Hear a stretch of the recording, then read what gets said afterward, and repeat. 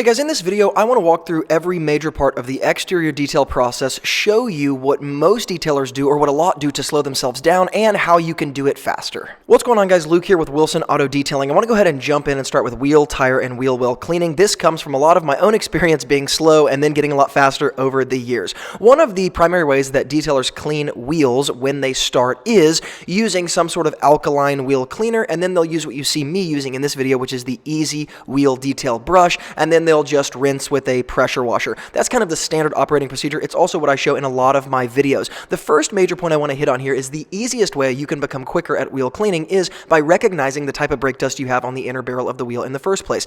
Brake dust, a lot of people don't understand, is corrosive. Most customers don't understand this. And so, if you're dealing with not a blacked out wheel like you see me dealing with here, but just a regular kind of silver, right, basic alloy, factory clear-coated wheel, that is going to accrue brake dust over time. That brake dust is going to eat into the clear coat on the inner barrel and ultimately into the metal.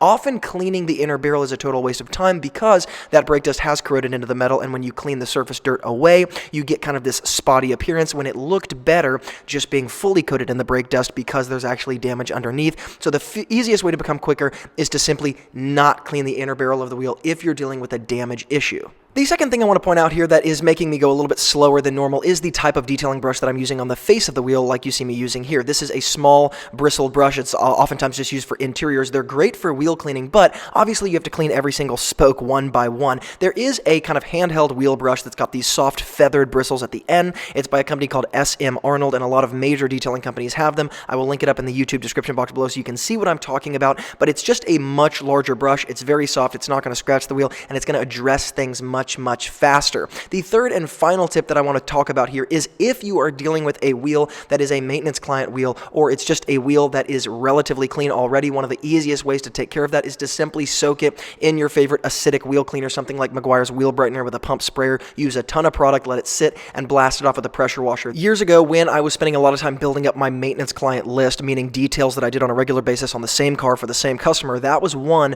of the fastest ways I sped up my detailing process, simply not scrubbing, right? Because you're dealing with wheels that are already relatively clean. In addition to those things, I want to move to the tires and the wheel wells. I think one of the biggest time sucks on the exterior process when you're dealing with tires for most detailers who are beginning is that they're trying to get this really matte black finish back to the sidewall of the tire, and so they might soak it in degreaser, scrub it with a scrub brush like 2 or 3 times. The reality is a lot of tire rubber is kind of infused with this chemical called anti-ozonant, and it kind of keeps the tire from cracking over time. It's just kind of a protective barrier, essentially, and some of that chemical can come to the surface and produce itself like a brown grunge that looks dirty. And so I actually have a rule in my detailing world. Generally, I never scrub a tire really very aggressively or more than like once because of that. Even if you have a tire that has kind of a brown grunge on the outside of it, after you've scrubbed it, it doesn't necessarily require you to do it again. And oftentimes, rather than using a gel kind of hand-applied tire dressing over that tire, I might use something like Stoner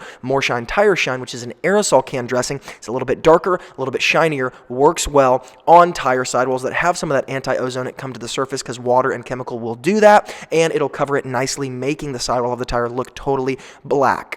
Now, lastly, when you are scrubbing wheel wells, the number one piece of advice I can give you is to not overfocus on this part. After you do one kind of thorough scrubbing, move on, blast it with a pressure washer, don't go back. The reason for this is because the wheel wells are one of those areas where if it's black plastic, like a lot of them are rather than felt, you can see a lot of the damage that's occurred and you mistake it for dirt. And so even on a wheel well that I kind of halfway cleaned, I'll still move on because a wheel well can be a trap where you spend hours and hours and hours, not literally, but just way too long cleaning and overcleaning because there's kind of an endless amount of cleaning that can be done on the interior of a wheel well, and like I said, often the damage is mistaken for dirt and it just isn't. When you come back with a multi-purpose dressing, for example, Chemical Guys diluted, VRP diluted maybe 5-to-1, and you let that dressing sit and kind of drip inside of a wheel well, it brings it back to that original black appearance. It looks really, really shiny and not overly shiny, but shiny enough to notice, and it covers up any leftover dirt. And so it's just an area that there's no need to overfocus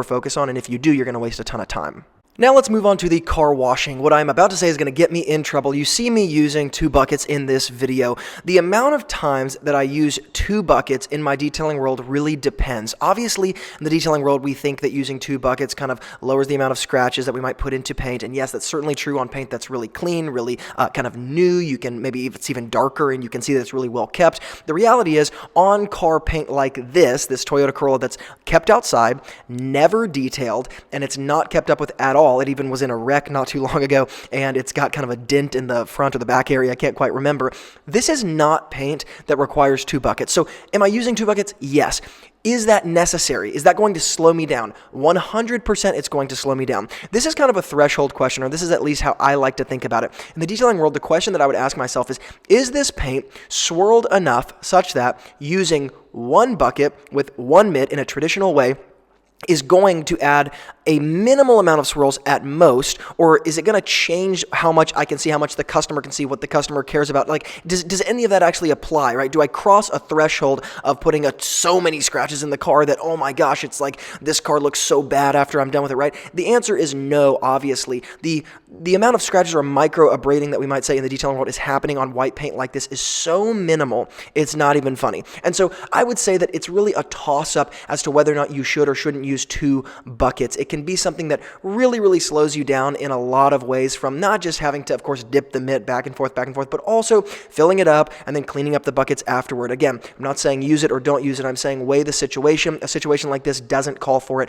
whatsoever. Now, on top of that, one of the simple ways that I become faster using a foam cannon, rather than having to use 2 buckets and then a pre-foam wash and then rinsing it off and then going back to my traditional wash and taking up all that time, I will use a foam cannon like this, not for a pre-rinse, but actually to spray the foam on the car to quickly drench all of it in soap, then take my mitt with my 2 buckets and actually start to wash it, assuming that I don't want to do a pre-rinse. It's something that speeds up exterior details a ton, and because of that, it's something that I really like to do. It's a lot easier to get soap all over the car kind of in one fell swoop with a foam cannon, and then use that soap to actually be the agitation wash soap, right, by taking the mitt and, of course, going around the entire car, rather than pre-foaming, pre-rinsing, 2 buckets, agitation wash, taking the mitt back to the second bucket, then back to the first bucket. Again, it's something that will really speed you up. Now, you can see me cleaning the gas cap here, and the reason why I'm separating this out is because one of the easiest ways, and I say this all the time, to become faster at whether or not you're doing interior or exteriors is to sequence things so that you're only focusing on one thing at a time. So I call this post-wash kind of additions or post-wash